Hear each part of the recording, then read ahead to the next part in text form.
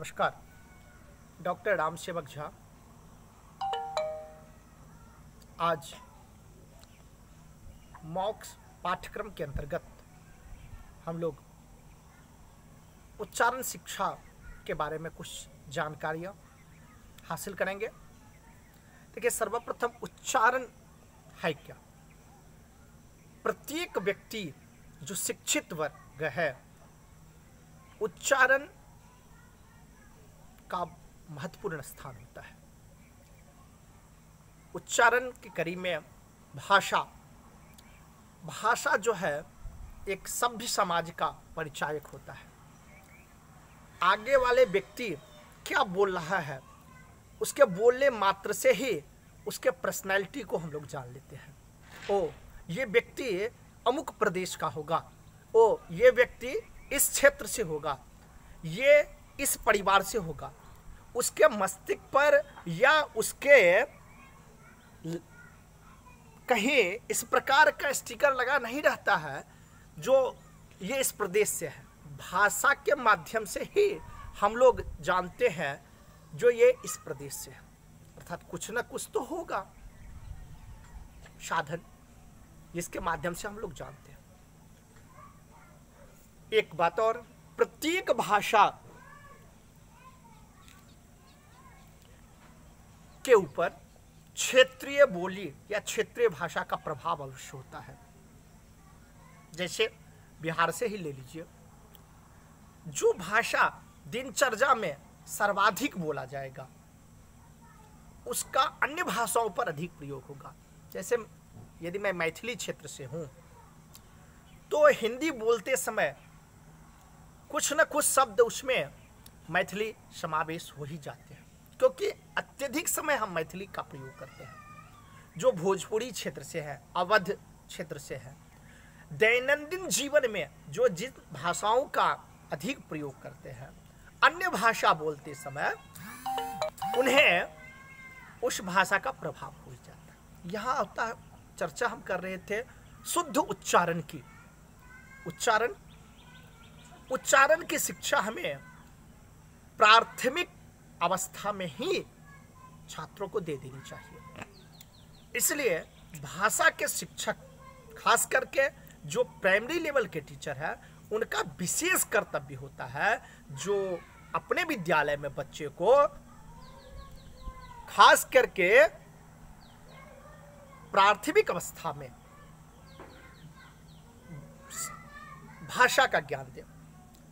भाषा के लिए विभिन्न ग्रंथों में, पाणिनीय शिक्षा, वाक्पद्यम इत्यादियों में उसका स्वरूप का वर्णन है। जो ध्वनि कहाँ से उत्पन्न होती है और किस प्रकार शब्द तक प्रस्फुटित होती है। परावांग मूल चक्रस्था पश्यंती नाभिसंस्थिता इत्यादि विभिन्न श्लोक शास्त्रों में, ग्रंथों में मिलते हैं। एक सामान्य प्रक्रिया के माध्यम से हम बताना चाहते हैं। जब हम कुछ बोलते हैं, सर्वप्रथम नाभि प्रदेश, ये जो नाभि प्रदेश है, कुंडली चक्र, यहाँ से ध्वनि प्रस्फुटित होकर, जिसे परावाक के नाम से जानते हैं, फिर ऊपर आके मध्यमा, परा के बाद पश्यंती, फिर मध्यमा और फिर वैखरी के द्वारा ये ध्वनि ऊपर पहुंचती है। ऊपर अत्यधिक हॉट वायु होने के कारण प्रेशर के माध्यम से बाहर निकलते और वैखरी, जहाँ मुखावयव, कंठ तालु इत्यादि है, उनके माध्यम से बाहर निकलता है और सुनाई देता है।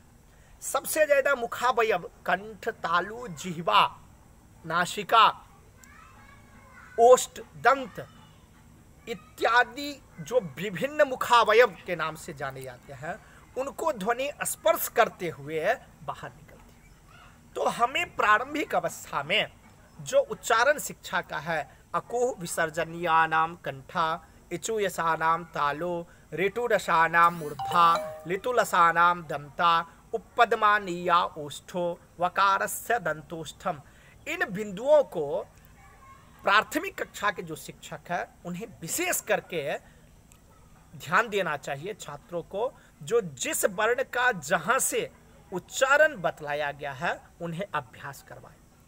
प्रत्येक भाषा पर मैंने शुरू में चर्चा किया प्रांतीय दोष होता है।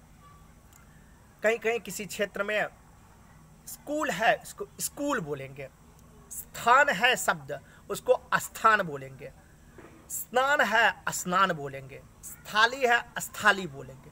ये जो आकार का अत्यधिक उच्चारण हो जाता है उसको हमें दूर करने की आवश्यकता है। उसको हम दूर करेंगे किनके माध्यम से? पहले तो हमें वर्ण का ज्ञान होना चाहिए, वर्ण के स्थान का ज्ञान होना चाहिए, और उसको किन अवयवों को टच करके फिर बाहर निकलता है ये हमें प्रारंभिक अवस्था में ही अपने बच्चे को दे देना चाहिए। और एक रोज नहीं, और जिनका अभी यदि प्रारंभिक अवस्था व्यतीत हो गया है उनमें भी उच्चारण दोष देखने को मिलता है। उच्चारण दोष के अनेक कारण हैं, प्रयत्न लाघव, क्षेत्रीयता, भ्रम, अज्ञानता। इस सब के लिए हमें उच्चारण शिक्षा को विशेष करके अवलोकन करना चाहिए, ध्यान देना चाहिए, और उनके माध्यम से शुद्ध उच्चारण करना चाहिए। शुद्ध उच्चारण एक सभ्य समाज, एक सभ्य व्यक्ति का परिचायक है। धन्यवाद। अगले कड़ी में हम और किस प्रकार विस्तृत रूप से उच्चारण, शुद्ध उच्चारण करवाया जाए, उनको हम अगले कक्षा में बताएंगे। धन्यवाद।